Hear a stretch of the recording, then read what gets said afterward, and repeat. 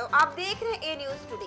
वक्त हो चुका है मध्य प्रदेश की कुछ बड़ी और अहम खबरों का। आइए रुक करते हैं खबरों की ओर, जहां मध्य प्रदेश के दतिया में दीपावली की भाई दूज के मौके पर 3 दिवसीय रतनगढ़ वाली माता लक्ष्मी मेला की तैयारी दतिया प्रशासन ने पूरी कर ली है। इस बार यहां 14 एवं 15 नवंबर को करीब 20 से 25 लाख लोगों के पहुंचने की पूरी संभावना है। दतिया जिला प्रशासन ने रतनगढ़ माता मंदिर पर पहुंचने वाले मार्ग को सड़क, बिजली व्यवस्था, पेयजल, पार्किंग सहित सुविधाओं को पूरी तरह से तैयारी कर ली है। पार्किंग स्थल से पैदल रतनगढ़ माता मंदिर जाने के लिए 4 लाइनों के स्टेप बनाए गए हैं, जहां श्रद्धालु बारी बारी से माता के दर्शन कर सकेंगे। दतिया जिले के अतिरिक्त जिला दंडाधिकारी रुपेश उपाध्याय, पुलिस अधीक्षक प्रदीप शर्मा ने इस बारे में जानकारी देते हुए बताया कि धारा 144 के बीच इस बार रतनगढ़ माता मंदिर पर यह भव्य मेला लगाया जा रहा है। साथ ही लोगों से अपील किया कि लोग अपने साथ नारियल, ज्वलनशील पदार्थ एक ही ट्रैक्टर में 2 ट्रालियां लेकर नहीं पहुंचे।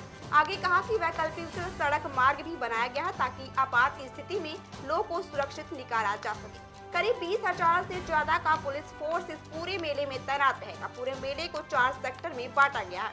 यहाँ 24 घंटे 2 कार्यपालक मजिस्ट्रेट की ड्यूटी रहेगी। प्रतिवर्ष की भांति इस वर्ष भी रतनगढ़ माता का मेला, जो भाई दूज मेला के नाम से जाना जाता है, 14-15 नवंबर को आयोजित होगा। इसकी जो सब तैयारियां जो पहले से होती रही उन्होंने पूरी कर ली हैं। रतनगढ़ वाली आने वाली सभी सड़कों की मरम्मत का कार्य हुआ है। पेयजल की व्यवस्था वहाँ ठीक की गई है। बिजली का आपूर्ति लगातार बनी रहे, यह सुनिश्चित किया गया है। चूँकि ये मेला 2-3 जिलों को प्रभावित करता है, दतिया के अलावा ग्वालियर और भिंड भी इससे जुड़ा हुआ है, तो इसमें जो पार्किंग हमारे यहाँ होनी है वो उनकी तैयारी हमने कर ली है और ग्वालियर जिले में भी इसकी तैयारियाँ लगभग पूरी होने को हैं। पूरे मेले को 4 सेक्टरों में बांटा गया है और प्रत्येक सेक्टर में 24 घंटे 2 मजिस्ट्रेट की ड्यूटी रहेगी और पर्याप्त पुलिस बल तैनात रहेगा। रतनगढ़ मेले पे माता जी के वहाँ जो मेला लगता है, उसके 3 दिवसीय मेले के लिए करीबन 3,000 का फोर्स जो बाहर से भी प्राप्त होगा और जिले का भी बल है, इसको डिप्लॉय किया जाएगा। जगह जगह पर हर दिशा में पार्किंग की व्यवस्था की गई है। पार्किंग से पैदल जाने के लिए रोशनी की व्यवस्था की गई है, पीए सिस्टम की व्यवस्था की गई। मंदिर में जहाँ पर दर्शन होने हैं वहाँ पर स्टेप्स बना दिए गए हैं, जिससे 4 लाइन में लगातार लोग दर्शन कर सकें। उसके बाद जो आने जाने के रास्ते हैं उनकी भी सभी की माननीय कलेक्टर साहब के द्वारा और सभी एजेंसी के द्वारा साफ सफाई कर दी गई है। पर्याप्त रोशनी की व्यवस्था है, फोर्स के रुकने की व्यवस्था है और इमरजेंसी के लिए अतिरिक्त मार्ग भी बनाया गया। मध्य प्रदेश के दतिया में निर्वाचन आयोग के निर्देशानुसार 80 साल अथवा 40% से ज्यादा दिव्यांगता वाले लोगों ने पहली बार अपने घर से ही मताधिकार का प्रयोग किया। दतिया जिले की तीनों विधानसभा निर्वाचन क्षेत्र के तहत कुल 990 मतदाताओं में से 950 मतदाताओं ने घर से मतदान किया, जिसमें पहले दिन यानी बुधवार को 943 मतदाताओं ने जबकि दूसरे दिन 7 मतदाताओं ने मतदान किया। सेवड़ा में 229, भांडेर में 463 और दतिया में 251 मतदाताओं ने अपने घर से मतदान किया।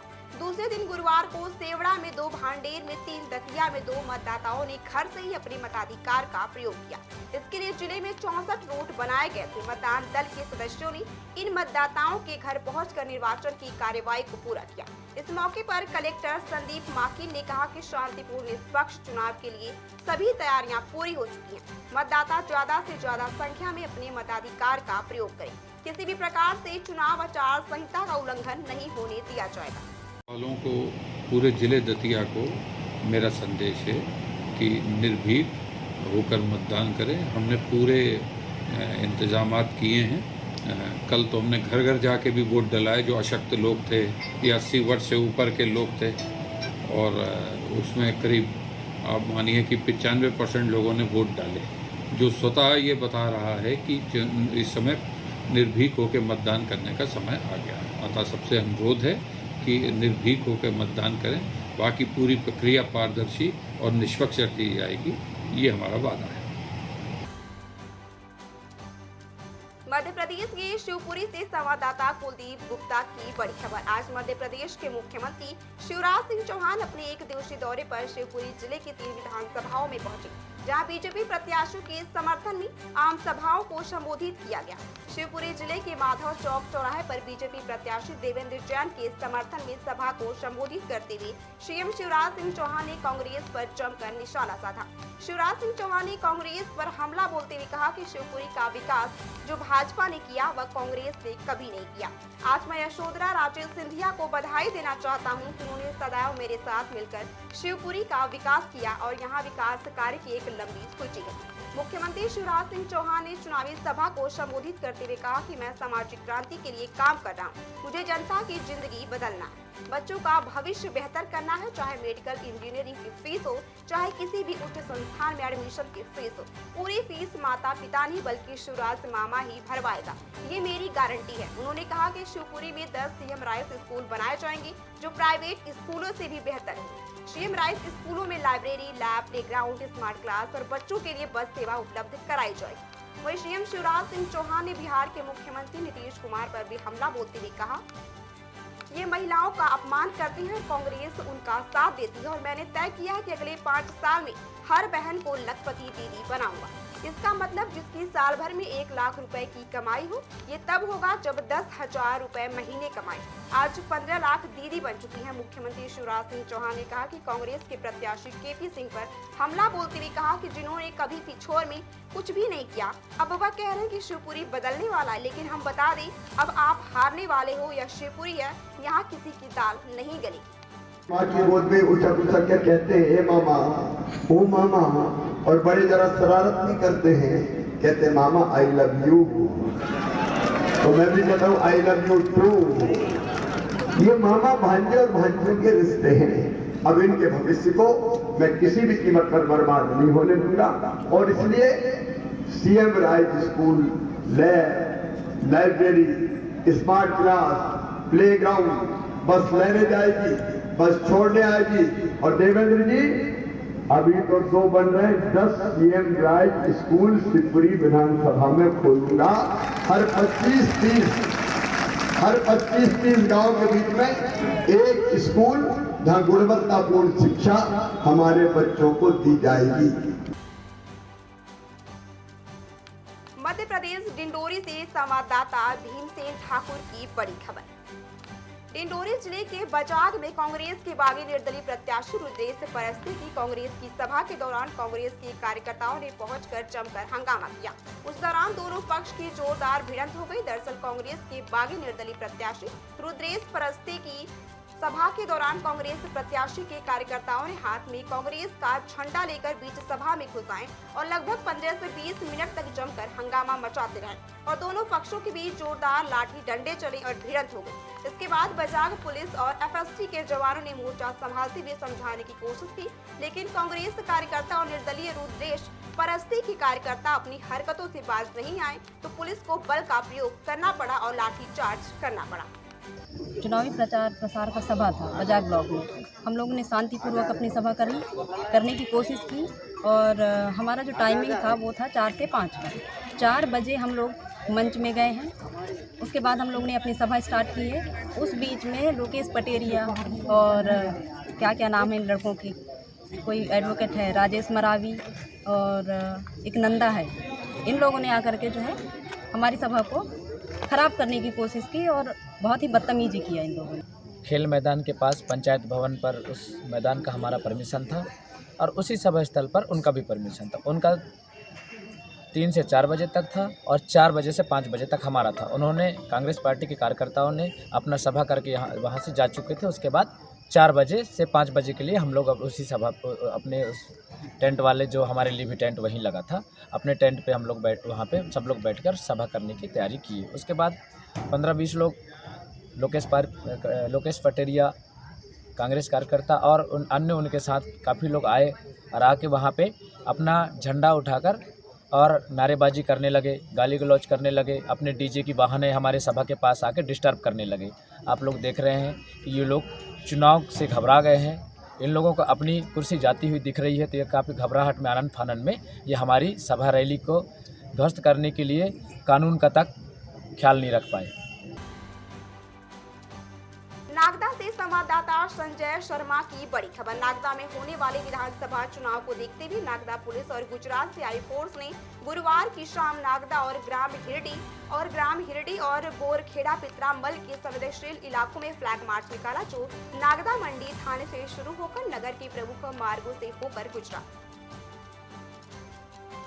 मध्य प्रदेश के शिवपुरी से संवाददाता कुलदीप गुप्ता की बड़ी खबर। मध्य प्रदेश में विधानसभा चुनाव की तारीख के नजदीक आते ही प्रत्याशियों के समर्थन में स्टार प्रचारकों का जनसंपर्क लगातार जारी है। इसी कड़ी में आज शिवपुरी जिले की सबसे हॉट सीट मानी जाने वाली पिछोर विधानसभा से सपा प्रत्याशी राजीव यादव के समर्थन में उत्तर प्रदेश के मैनपुरी से सपा सांसद डिम्पल यादव ने पिछोर के यादव वोटरों को लुभाने खनिया धाना के सभागार मैदान में एक चुनावी सभा को संबोधित किया। सांसद डिम्पल यादव ने पिछोर से समाजवादी पार्टी के प्रत्याशी राजीव यादव के लिए वोट मांगे और मध्य प्रदेश सरकार पर जमकर हमला बोला। उन्होंने कहा कि मध्य प्रदेश में दलितों और पिछड़े वर्ग के लोगों का शोषण लगातार हो रहा है। 75 सालों में शिक्षा और स्वास्थ्य के लिए कोई विकास कार्य नहीं हुआ है और न ही महिलाओं की सुरक्षा को लेकर कोई कड़े कानून बने। लगातार मध्य प्रदेश में महिलाओं के बलात्कार और अपहरण जैसी घटनाएं हो रही हैं। यह प्रदेश आज भी जातियों के आधार पर तिरस्कार वाला प्रदेश बना है। लगातार यहाँ पे पिछड़ों पे और दलितों पे अत्याचार होते रहे हैं और सरकार की कोई भी मंशा नहीं है कि इस तरह के अपराधों को वो रोक लगाने की कोशिश करे। 75 सालों में जो प्रदेश का विकास शिक्षा के क्षेत्र में होना चाहिए था, स्वास्थ्य के क्षेत्र में होना चाहिए था, जो मूल सुविधाएं आप सबको मिलनी चाहिए थी, जो महिला सुरक्षा मिलनी चाहिए थी, वह इस प्रदेश में नहीं हो पा। मध्य प्रदेश में चुनाव की तारीख नजदीक है। ऐसे में चुनाव को लेकर पार्टियों ने अपनी अपनी तैयारी तेज कर दी है। गोंडवाना प्रत्याशी देव रावण भलावी का जनपद सदस्य को पिटाई करने का वीडियो सोशल मीडिया पर वायरल हो रहा है। बता दें कि पीला गमछा डालकर जनपद सदस्य बीजेपी का प्रचार कर रहा था कि तभी गोंडवाना प्रत्याशी देव रावण भलावी ने रोकने की कोशिश की तो बात इतनी बढ़ गई कि हाथापाई तक पहुंच गई। वहीं प्रत्याशी का कहना है कि बीजेपी गोंडवाना पार्टी की पहचान पीला गमछा का फायदा उठा रही है। उन्होंने कहा कि चुनाव में आपसी मतभेद नहीं होना चाहिए, निष्पक्ष चुनाव लड़े, झूठे प्रचार न करें, न करने दें। मध्य प्रदेश के शिवपुरी से कुलदीप गुप्ता की खबर। शिवपुरी जिले के फिजिकल थाना क्षेत्र अंतर्गत चिलौद में गुरुवार की देर रात दो पक्षों के बीच पथराव हो गया। मिली जानकारी के अनुसार चिलौद क्षेत्र में एक ही समाज के दो पक्षों के बीच पुरानी रंजिश चली आ रही थी। इससे पहले भी चिलौद क्षेत्र में दोनों पक्षों के बीच खूनी संघर्ष जैसी घटनाएं सामने आ चुकी हैं। बता दें कि गुरुवार की रात विवाद की शुरुआत मुंहवाद से हुई थी और फिर गाली गलौज के बाद देखते ही देखते दोनों पक्षों के बीच पथराव शुरू हो गया। सूचना मिलते ही मौके पर फिजिकल थाना पुलिस पहुंच गई। इसके बाद पथराव नहीं रुक रहा था तो तत्काल इसकी सूचना कंट्रोल रूम पर दी गई। सूचना के बाद मौके पर पहुंचे पुलिस फोर्स को देखकर पथराव कर रहे लोग भाग खड़े। इसके बाद बीएसएफ ने मोर्चा संभालते हुए फ्लैग मार्च भी निकाला। फिजिकल थाना पुलिस ने दोनों पक्षों के खिलाफ मामला दर्ज कर लिया है। दो पक्ष आपस में ही जो है लड़ गए हैं। यहाँ पे मुस्लिम पक्ष के कुछ लोग यहाँ पर रहते हैं।